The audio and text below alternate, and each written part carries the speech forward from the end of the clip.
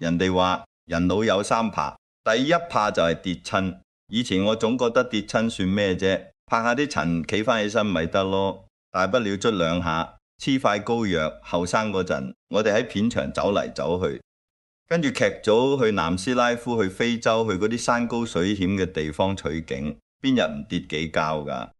嗰陣時嘅骨頭係軟嘅，係有彈性嘅，跌落地皮粗肉厚，第二日照樣生龍活虎咁食一大碗叉燒飯。直到前嗰排我自己狠狠咁跌咗一鑊，我先至明個天收返你副身家嗰陣係唔會同你打招呼嘅。嗰日嘅事其實好平常。我喺屋企見到我太太唔小心就嚟跣倒，我下意識咁本能咁衝過去想扶住佢，個腦入面嘅指令係發咗出去啦，但係身體嘅齒輪早就生晒青，跟唔上噶啦。結果就係唔單止扶唔住佢，連我自己都成個趴咗落地下。好應嗰一瞬間，我聽到條骨斷裂嘅聲好清脆，好似有支枯枝俾人硬生生抌斷咁。跟住就係劇痛，痛到差啲唞唔到氣，救護車、急症室，然後就係漫長難捱嘅醫院生活，攤喺病床上面嗰啲日子，望住白冷冷嘅天花板，聞住嗰浸攻鼻嘅消毒藥水味，我真係百感交集。你睇住姑娘日日嚟同你量血壓打針，睇住自己連翻個身都要人幫手，嗰陣時你先至真正深切咁意識到，原來呢副臭皮囊係真係會過期㗎。跌親排喺第一怕真係名副其實，我而家都怕啦。呢種怕唔單止係怕個身痛，更加係怕嗰種無力感，怕嗰種瞬間冇晒生活自理能力嘅無助。如果你或者你身邊嘅朋友、屋企嘅長輩都有過類似嘅經歷，或者你好理解呢種無力感，可以喺評論區打出深有體會4個字。我哋大家喺評論區互相抱團取暖吓，但係呢，驚還驚，日子都係要過噶。好多老人家自問結結實實跌過一鑊之後，個魂魄都嚇到冇咗一半。從此之後大門唔出，二門唔攞，日日屈喺屋企，連落樓去公園散個步都唔敢驚死再跌多次。結果點呢？越唔喐，啲骨越脆越驚跌，身體機能冧得越快，咁就變咗一個死循環。我蔡生就偏偏唔信呢個邪，我將嗰間住咗幾十年嘅舊樓賣咗。點解要買？間屋太大，周圍都係台階同門甩，對我而家嘅身體嚟講，嗰啲曾經溫馨嘅角落，而家都係潛在嘅危險。更加重要嘅係，間屋積埋太多舊嘢，太多回憶。人老咗，唔可以成日俾過去拖住走。我索性搬咗去一間酒店長住。嗰間酒店嘅位置好到絕，窗外就係維多利亞港。我日日坐喺窗前，望住個海面啲船，來來往往望住香港嘅日出日落，個心豁然開朗。我請咗幾個專業嘅護工，日日推住我坐住輪椅，四圍去食好嘢。對腳係唔方便啦，行動係受限啦，但係又點樣啫？我條脷又冇跌壞，我個胃仲喺度叫寵住要享受美食做人啫。最緊要係開心，順其自然。跌親係生理上嘅一次重創，佢毫不留情咁提醒你，你老啦，你要認老，行路要慢，拐杖該用就用，輪椅該坐就坐，呢啲冇咩好吊架嘅。但係認老絕對唔代表你要向生活認輸，坐住輪椅去食碗熱辣辣嘅雲吞麵，個味道同企喺度食係一樣咁鮮美嘅。只要你仲有一口氣喺度，就要將呢口氣活得漂漂亮亮。講完呢個辣達烈烈嘅第一怕，今日我想同你哋深入傾下嘅，唔單止係跌親，人老咗，仲有第二怕同第三怕呢兩樣嘢，平時根本冇人喺意，後生仔覺得係微不足道嘅小事，甚至好多老人家自己都踩咗入好大嘅誤區入面。但係呢個第二怕同第三怕，對我哋呢啲老嘢嚟講，一樣係分分鐘攞命嘅，甚至比跌親仲要攞命。我哋先講下呢個第二怕呢件事，同個天俾我哋最大嘅享受有關，就係食。你哋一定覺得奇怪，食有咩好驚啫？我菜餸食咗成世，唔通老咗反而驚食？唔係驚食，而係驚食得唔好帶嚟嘅災難。喺食呢方面，老人家面前橫蝦住兩道極其兇險但又隱形致命嘅餡。第一道坎就係毒親，冇錯，你冇聽錯，就係毒親咳。後生仔飲水綠到劇咳兩聲，塊面谷到紅晒，旁邊啲人笑下拍下背脊，過咗就算當笑話。但係老人家如果食嘢綠親，尤其係飲湯食流質嘢食嗰陣，絕對唔係講玩㗎。喉嚟嘅肌肉鬆弛咗，吞奶神經遲鈍咗，一個唔小心，食物殘渣或者湯水冇跟住食到落個胃度，而係滲咗入氣管跌落個肺度，咁就會引發極其嚴重嘅吸入性肺炎。喺醫院度，我見過太多咁嘅例子，幾多平時睇落好硬淨嘅老人家，因為一啖水、一啖粥透親，接連發高燒、肺部感染，最後入咗深切治療部，再冇出返嚟，唔係病死嘅，係毒死嘅。你話冤唔冤？如果你屋企有長輩，你一定要留意佢哋食飯嗰陣係咪成日咳。如果有，請喺評論區打出注意安全，互相提醒下。呢個真係唔係小事。點解我話呢個度親極其得人驚？因為除咗佢帶嚟嘅直接生理危險，佢仲會一啲一啲咁摧毀一個人嘅意志，搣住一個人嘅尊嚴同快樂。大家諗下，如果有一日我蔡醉坐喺餐台前面，對住一碟肥瘦相間、燒到邊邊少少爛、閃住琥珀色光澤嘅極品肥叉燒，或者係嗰碗淋咗豉油、標住香氣嘅豬油撈飯，我明明聞到流晒口水，但係因為驚吞唔落、驚毒親氣管而唔敢揸筷子，甚至到最後為咗安全護工，只可以將呢啲人間美味全部擺落攪拌機度，打成一大坨灰爛爛，睇唔出本來樣嘅糊仔，然後攞住匙羹喂我吞落去。如果真係去到嗰一日，連咀嚼嘅快感連品嚟食材，原本質感嘅樂趣都被剝奪咗，咁呢種苟延殘喘嘅生存，仲有咩人生樂趣可言？生命就變成咗一部淨係為咗維持指標運轉嘅機器，鐵底冇晒色彩。所以我不嬲話食嘢，對於老人家嚟講，慢啲、專心啲係保命嘅法則。只要你棚牙仲識咬，你個喉嚟仲識吞，你仲品第得出酸甜苦辣，好壞優劣，你生命嘅火苗就仲喺度熱烈咁燃燒緊。但係世事往往就係咁，因為驚第一道坎嘅勞親，好多人不知不覺就跌咗落第二道坎嘅森林，亦就係第二怕入面最核心，亦最俾全人類忽略嘅身體絕症，怕瘦得太快，冇力冇型。呢個第二怕，90%嘅人都唔在意。而家社會上流行一種極其荒謬嘅觀念，甚至好多老人家自己都當佢係金科玉律，誤以為老嚟瘦就係長壽。呢個係大錯特錯，方天下之大。好多人覺得人老咗第二怕係怕生大病、怕生癌，其實唔係，人老第二怕係靜雞雞咁冇晒力，偷偷地咁甩肌肉。而家醫學上同呢個現象起咗個名叫肌少症。我發現好多老人家年紀一大就開始主動咁食少啲，甚至係專登節食。佢哋驚油膚、驚膽固醇、驚三高，覺得食齋食得越清淡就越施養生。嗰啲所謂養生專家今日話你知肉唔可以食，聽日話你知油唔可以掂，後日又話米飯係毒藥。老人家聽到心驚膽戰，日日就食白眼菜、豆腐白菜、清湯寡水，以為自己咁樣係修身養性、延年益壽。我蔡進呢世人行遍天下，食遍四方，咩山珍海味我未食過，咩街頭小食我未試過。我睇人睇咗幾十年，睇得最清楚嘅一點就係，老人家最怕嘅絕對唔係食肥，而係莫名其妙咁消瘦，係嗰種由頭到腳揾唔到一丁點力嘅發軟。朋友，你哋仔細諗翻身邊嘅長輩，如果你贊同我嘅觀點，覺得老人家應該好好食飯嘅，請喺評論區打出好好食飯4個字。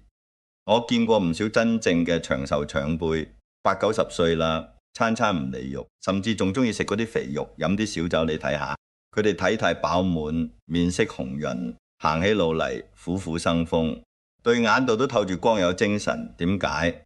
因為佢哋食得夠本，身體入面有底子。你再反觀嗰啲專登節食、日日食得清到冇味嘅老人，表面睇哎呀好清瘦好苗條，血壓指標可能都好靚仔，但實際呢，弱不禁風。皮肉鬆泡泡，好似漏咗氣嘅波咁，手腳發軟，連擰條毛巾嘅力都冇。稍為吹一陣涼風，即刻就感冒。稍為行多2步路，就唞氣唞到停唔到，疲冷不堪。呢種愁根本唔係清爽，而係虛弱，唔係健康，而係透支。我哋要明白一個極其重要嘅道理，肌肉先至係我哋老年人對抗歲月、對抗意外嘅最後一道盔甲。你後生嗰陣靠骨骼、靠關節支撐身體，老咗之後骨質疏鬆啦，關節磨損晒啦，你靠咩支撐？就係靠肌肉。肌肉充足，你啲骨先至有支撐，你嘅氣血先至有依託。就算你真係好似我咁遇到第一怕，唔小心跌親撞親一下，如果你個身有足夠嘅肌肉，佢就可以俾到你緩衝，俾你保命嘅底氣，骨折嘅機會都會大大降低。一旦你嘅肌肉大量流失，成身發軟，嗰個人就鐵底空晒，就好似一間屋承重牆都俾人抽走咗，睇落仲喺度，稍為遇到啲風雨就冧晒落嚟。肌肉一冇，唔單止容易跌親，你嘅免疫力、你嘅精氣神都會跟住一鋪清袋冧晒。而家好多老人家去到晚年百病重身，今日呢度痛，聽日嗰度住院，其實追根溯源，根本唔係得咗咩了不起嘅大病，而係長期以嚟食得太少，營養唔夠，氣力不足。你嘅身體就好似一架仲行緊嘅老爺車，你連油都唔同佢入夠，冇足夠嘅能量去滋養佢，佢點頂得順漫長歲月嘅消耗呢？我一世人主張好好食飯，而且我最憎嗰啲勸人呢樣唔食嗰樣唔食嘅寄養生。我主張食，唔單止係因為我貪圖口腹之仇，更加係因為我深知食嘢養人，煙火續命嘅硬道理。老人家當然唔需要好似後生仔咁暴飲暴食，唔需要日日大魚大肉食到仔，但係一定要食得豐富，食得有營養。肉蛋果蔬必須合理配搭，豬肉入面嘅脂肪，牛肉入面嘅蛋白質，深海魚入面嘅營養，嗰啲都係大自然產俾我哋維持生命運轉嘅燃料。你要記住，好好食飯，將啲氣力實實在咁食入個身體度，令個身有肉，令手腳有力，呢個先至係最高級最使得嘅養生。與其日日食嗰啲昂貴嘅保健品，不如去街市買塊靚五花腩，盛一煲香噴噴嘅紅燒肉，嗰一啖咬落去，油脂喺嘴裏面化開嘅滿足感，唔單止能夠滋養你嘅肉體，更能夠極大咁撫慰你嘅靈魂。所以千祈唔好俾嗰啲所謂嘅清淡養生呃到老咗，該食就食，該飲就飲，留住你身上嘅肌肉，就係留住咗你生命嘅盔甲。呢個第三怕比跌親同冇力攞命10000倍，佢唔會令你嘅肉體流血飆汗，佢亦唔會令你即刻入院，但佢會靜雞雞咁直接殺死你嘅靈魂。呢個第三怕就係對呢個世界徹底失去好奇心，思想生退。我呢世人見識過形形色色嘅人，我見過好多同我同輩嘅阿伯阿婆，甚至有些比我仲後生10年嘅人，啱過60，啱退休，成個人就好似漏氣嘅波咁，瞬間就扁晒。你去睇佢哋每日嘅生活極其規律，但亦都極其死水一潭。佢哋日日坐喺公園張長崖喺度，或屈喺屋企睇嗰啲翻來覆去重播嘅舊電視劇。新出嘅電子產品，佢哋連掂都唔願意掂，頂頭擺手話：哎呀，太複雜啦，我老喇學唔識㗎。新開嘅餐廳，你請佢去試下新嘢，佢猛搖頭。出邊嘅嘢唔乾唔淨，都係我喺屋企煮嘅白麵條好食。你同佢傾下，而家後生流行嘅嘢，佢滿臉不屑，開口埋口就係。而家啲後生啊，真係唔掂。諗翻當年我哋嗰陣，你哋發現未？呢種人嘅時間，其實喺某一個時刻就已經徹底停止咗。佢哋雖然仲係按時食飯、按時瞓覺，個鼻仲唞緊氣，個心仲跳緊，但係從精神層面嚟講，佢哋其實已經行咗啦。佢哋將自己活成咗一座孤島，主動切斷咗同呢個鮮活世界嘅全部聯繫。如果你身邊都有呢種成日抱怨、拒絕接觸新事物嘅老人，或者你自己有時都會浮起，我都呢把年紀咯，仲搞咁多嘢做咩嘅念頭，請你喺評論區打出拒絕生插4個字。我哋要互相提醒，千祈唔好俾自己跌落呢個思維嘅墳墓度。點解我會覺得思想生賊咁得人驚？因為人之所以為人，就係因為我哋有個識思考、識感受，會對未知事物感到興奮嘅大腦。如果你連好奇心都冇埋，咁同舊擺喺牆角嘅石有咩分別？講到呢度，我就不得不提下，我嗰班已經去咗另一個世界嘅老朋友。以前人哋叫我哋香港四大才子，查生、金庸、黃龍、倪匡，仲有我。而家佢哋三個都早早地過咗去嗰邊打麻雀，剩翻我一個老嘢仲喺度飲茶。以前我哋四個人聚埋一齊飲酒傾偈嘅時候，直頭係天馬行空，乜都傾。傾外星人，傾武俠，傾靚女，傾呢個世界上稀奇古怪嘅美食。我哋從來唔覺得老係一件幾得人驚、幾沉重嘅事。點解？因為佢哋每一個人嘅個腦到死嗰一刻都係鮮活嘅，都係轉得鬼咁快嘅。黃龍嗰個腦減痛，去到晚年個身體已經好差啦，但你每次見到佢，佢都仲係哈哈大笑，精神百倍咁同你講。佢最近又諗到啲咩寫歌嘅靈感，鬧起人上嚟，依然係金句頻出，中氣十足。佢嘅肉體喺度衰敗，但佢嘅靈魂一直喺度跳舞。再講下倪匡，倪匡走嗰陣吞脫到不得了。佢晚年嗰陣對腳都唔係好靈光，有好多病痛，但佢每日最大嘅樂趣就係喺屋企上網睇各種稀奇古怪嘅新聞，研究電腦程式。佢對自己要離開呢個世界冇一啲啲恐懼，佢甚至笑騎騎咁同我哋講，佢呢個唔係死咗，佢係要去見外星人啦，佢要去另一個維度探索宇宙嘅奧秘啦。你聽下，呢個係何等嘅通透！個天可以攞走倪匡嘅健康，攞走佢嘅體力，但個天攞唔走佢個腦入面嗰片浩瀚無垠嘅宇宙，攞唔走佢對未知嘅狂熱好奇。查生都係一樣，佢晚年雖然說話唔多，但佢一直喺度睇書，一直喺度思考，一直喺度修改佢嘅武俠小說，試圖將每一個人物嘅命運都打磨到極致。睇住佢哋一個個離開，我悲傷嗎？當然悲傷，但係我喺悲傷之餘，更多嘅係敬佩。佢哋用自己嘅一生話俾我聽一個道理：肉體嘅衰老係不可抗拒嘅，但思想嘅老化係你自己揀嘅。好多老年人成日抱怨社會拋棄咗佢哋，抱怨後生仔唔帶佢哋玩。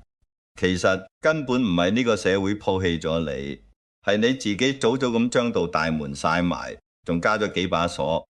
係你自己拋棄咗成個世界。世界每日都喺度變，每日都有新鮮嘅事發生。而家嘅科技幾發達有咗智能手機，有咗各式各樣嘅社交軟件，有咗人工智能。好多老人家將呢啲嘢當成洪水猛獸，覺得呢啲嘢害咗啲後生，但我偏唔敢諗，我就要去學。所以你哋睇我一個80幾歲嘅老嘢，連路都行唔係幾穩啦，但我仲喺度搞 YouTube，仲喺度對住鏡頭同你哋呢班天南地北嘅朋友傾偈。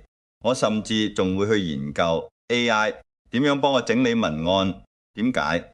因為我覺得好玩啊，我覺得好有趣。我想知而家後生仔個腦度究竟喺度諗緊乜？我想知呢個世界又進化到邊一步？如果你覺得好似我咁80幾歲仲喺度堅持學新嘢，保持好奇心嘅態度都算唔錯。請喺評論區同我打個支持，或者打出永遠年輕4個字，算係俾個老嘢我少少鼓勵，亦都同你哋自己打打氣。好奇心就係人生最好嘅防腐劑。只要你仲願意揭開一本從來未睇過嘅書，只要你仲願意去街角嗰間新開嘅外國餐廳點一道你連名都唔識讀嘅菜，只要你就算手震震都願意喺手機度學點樣剪條短視頻 send 俾你個孫睇，只要你仲對聽日太陽升起後嘅事抱有一絲期待，你就永遠係個後生仔。你嘅皮膚可能全部係皺紋，你嘅頭髮可能白到發光，你棚牙可能甩得七七八八，但你嘅靈魂依然係個充滿活力嘅少年。所以呢個第3 part 歸根到底係怕我哋自己放棄咗自己。今日我將我心入面呢3 part 毫無保留咁拎出嚟講俾你哋聽。唔係為咗製造焦慮，更加唔係為咗令大家覺得人生遲暮有幾咁悶慘。啱啱相反，我係想話俾大家知，既然生老病死係我哋每個人都避唔開嘅劇本，咁我哋點解唔將啲山戲唱得更精彩啲呢？跌親咗又點樣？換張有辣嘅棋，我照舊可以去食遍天下。肌肉流失咗又點樣？只要仲未禿死，我就食多幾啖紅燒肉，飲多幾碗濃湯，將啲氣血補返嚟。至於思想盛齊，嗰個就更係主動權，完全喺我哋自己手裏嘅事。人生就好似一場盛大嘅宴席，有啲人食咗一半，覺得後面啲菜肯定唔好食，就提早放低筷子，坐喺度均等散場。而有啲人就算食到最後一道甜品，就算牙口唔好啦，都要細細品，嚟入面每一絲甜味唔到，主人關燈絕不離席。我蔡順就係要做到呢第二種人。人老有三怕，實不相分。呢三怕我而家都怕，畢竟我都係個凡夫俗子。但係喺呢三怕之上，我仲有一件更怕嘅事，就係怕活得冇意思，怕活得唔夠本。相比平平淡淡無知無覺咁活到100歲，我更願意喺有限嘅歲月入面，每一日都活得熱氣騰騰。就算聽日就要離開，今晚呢餐飯我都要配返杯好酒，食得滋味。如果你聽到呢度，覺得我呢個老嘢講嘢都算幾有意思，冇白白嘥你10幾分鐘嘅寶貴時間。如果你都認同我呢種對生活嘅態度，記得喺影片下面點個讚，然後訂閱我嘅頻道。我會喺以後嘅日子多啲同你哋分享一啲關於食、關於飲、關於點樣喺呢個紛繁複雜嘅世界入面揾啲樂子、揾啲開心嘅真實感受。我都非常歡迎大家喺評論區同我多多交流，話俾我聽你而家處於人生嘅咩階段？你或者你屋企嘅長輩目前最怕嘅係咩？我哋喺評論區度暢所欲言，我唔一定每條都會，但我一定會每條都認真睇。好啦，今日吟沉沉講咗咁多，都係時候唞下啦。而家出邊嘅天色都夜啦，我個肚裏邊嘅蟻蟲又開始叫。護工已經推住張輪椅喺門口等我啦。